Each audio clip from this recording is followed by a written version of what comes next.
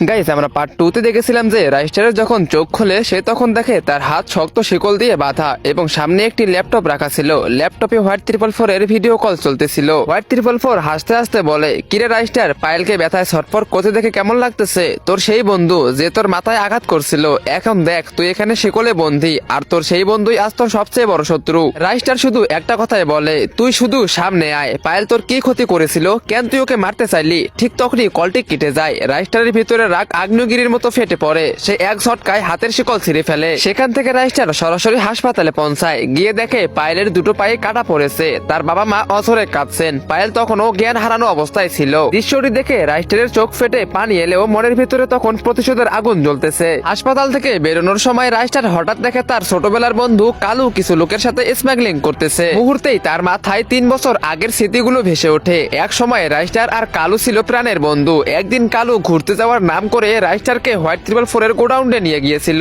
সেখানে গিয়ে রাইস্টার দেখে সব অবৈধ পাচার বা স্মাগলিং এর কাজ চলতেছে। রাইস্টার রেগে গিয়ে বলছিল, তুই আমাকে এসব জায়গায় কেন নিয়ে এসেছিস? কালু উত্তর দিয়েছিল, আরে ভাই, সবজি বিক্রি করে আর কত টাকাই বা পাবি? আমি আজ থেকে হোয়াইট 444 এর সাথেই আছি, তুইও চল, একসাথে অনেক টাকা কামাবো। তো গাইস, এরপরে কি হতে চলেছে? রাইস্টারের 3 বছর আগের বন্ধু কালু কি তাহলে মাস্টার মাইন্ড? হ্যাঁ, তোমরা সেটা দেখতে পারবে পার্ট 4 এ। পার্ট 4 দেখতে চাইলে ভিডিওতে লাইক করে কমেন্ট বক্সে কমেন্ট করো পার্ট 4।